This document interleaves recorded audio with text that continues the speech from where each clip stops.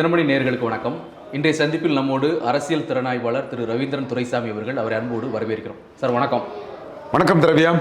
தேமுதிக, Ramadoss, PMK, OPS இவங்க என்ன முடிவு எடுக்க விடணும்? தேமுதிக திமுக அணிக்கு போகிறது தெரியுது.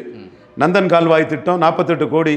அவர் சபா ராஜேந்திரன் நண்பர், அவரும் நெய்வேலிக்காரர், அவரும் அதுக்கான முயற்சிகளை ஈடுபட்டு இருந்தார். இவங்க விஜய பிரபாகரன் தெளிவாக பேசும்போது அவங்க அந்த கிளைமை தேமுதிக கிளைமை வச்சு விஜய பிரபாகரன் பேசினார். அதை ஸ்டாலின் அனௌன்ஸ் பண்ணியிருக்காருன்னு.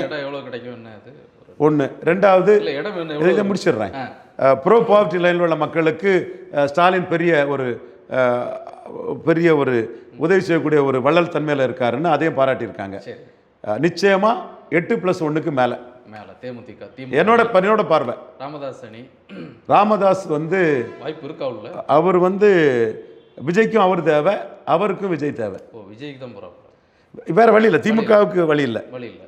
திமுக இன்னைக்கு திருவாரூர் ஃபெரோஸ் காந்தி கூட நான் திமுக சப்போர்ட்டாக இருந்திருக்கேன்னு நம்மளை பார்த்து சொல்லிட்டு போகிறாரு. அவங்க கூட திமுக ஆதரவு மனநிலை இருக்குன்னு சொல்லிட்டு போகிறத பார்க்குறேன். அவங்கள பொறுத்த அளவில் ராமதாஸ் வந்தால் திருமாவளவன் தொடர்பான வாக்குகள் பொருந்தா கூட்டணி ஆகி போயிடும்னு நினைக்கிறாங்க. ஒரு தர்மபுரிக்காக சேர்த்துக்கிட்டு அதே போன்று இவங்களும் ஒரு நெகட்டிவாக ஆகும் நினைக்க வாய்ப்பு இருக்கா? விஜய் தரப்பு ராமதாஸ் விஜய் தரப்பு நினைக்கிறாங்க. இதுதான் விஜய் தரப்புக்கு முட்டாள்தனம் நான் பார்க்குறேன். உன்கிட்ட ஒன்றும் இல்லைப்பா, நீ வர ஆளை சேர்த்துக்க.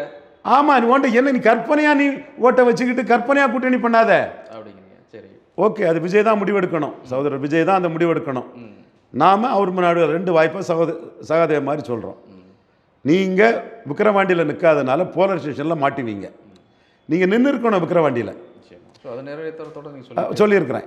இப்போது அங்கே நின்ன சீமான் குருவ பசுமன் தேவரையா மாதிரி ஒரு ஐக்கானா வன்னியருக்கு வரக்கூடிய அந்த இதுக்கு ஒரு அங்கீகரிக்கப்பட்ட கட்சி தலைவராக குருவன்னைக்கு குளோரிஃபை பண்ணி அறிக்கை விட்டுருக்கிறாரு. அடுத்து வீரப்பனுக்கு மணிமண்டலத்துக்கு போகிறாரு. பல நுணுக்கமான விஷயங்களை பண்ணி போலரைசேஷனை மீறி அவர் களத்துக்குள்ளே நிற்கிறாரு. நீங்கள் போலரைசேஷனை கோட்டை விட்டுட்டீங்க. இப்போ நீங்கள் களத்துக்குள்ளே நிற்கணும்னா இந்த போலரைசேஷனை மீறி 60-70 கேண்டிடேட் வேணும். அவன் 1 இயர் வெர்சஸ் பரையர் போலரைசேஷன் வந்தால் தாக்கு பிடிக்கணும். அப்போ நீங்கள் என்ன நினைக்கிறீங்க? ராமதாஸ் கூட சேர்ந்தா நமக்கு ஓட்டு போடக்கூடிய பரையர் ஓட்டெல்லாம் போயிடும்னு நினைக்கிறீங்க. பரையர்னு உங்களுக்கு ஓட்டு போடலை, அவன் போலரைசேஷன் உங்களுக்கு போடாமலே போயிட்டான்னா திருமங்கலம் சரத்குமார் மாதிரி போயிருவீங்களா நீங்கள்? அப்போ விஜய் தான் இதில் முடிவெடுக்கணும். ராமதாஸ் கூட நின்று ஃபைட் பண்ணுறது லாபமா, ராமதாஸும் இல்லாமல் போலரைசேஷனுக்குள்ளே சிக்கிக்கிட்டு சின்ன பின்னமாகிறது சரியானு நீங்கள் தான் முடிவெடுக்கணும். ஒரு வேளையில் போலரைசேஷன் மீறி நிற்க முடியும்னு சொன்னால் தனிச்சு நிற்கலாம். இது பாலிசின் விஜய் ஸ்கோட். நம்ம சகாதேவ மாதிரி இதுலையும் என்ன யாதுன்னு வெளிப்படையாக சொல்ல முடியும். ஓபிஎஸ் என்ன மைண்டில் இருக்கார்? அப்படி இந்த நாள் இருக்கு தை மாதம் ஓபிஎஸ் இறுதியாக திமுக அணிக்குள்ளே வர்றதான் அவருக்கு அதிகார மையத்துக்குள்ளே அவரை கொண்டு சேர்க்கும்னு கருதுறேன். அவருக்கு எதுவும் சீட்டு அவருக்கு மட்டும் கொடுப்பாங்களா, இல்லை கூட இருக்கிற 1-2 பேருக்கு ஏதாவது வாய்ப்பு? 3 சீட்டுக்கு தகுதியானவருங்கிற ஆஃபர் அவருக்கு போச்சு. சரி, அந்த ஆஃபர் போன பிறகு தான் அவர் முடிவெடுக்காமல் வைத்தியலிங்கம் போன்றவங்க அவங்களே டைரெக்டாக போயிட்டாங்க. வைத்தியலிங்கத்தையும் நான் குறைச்சி மதிப்பிடலை.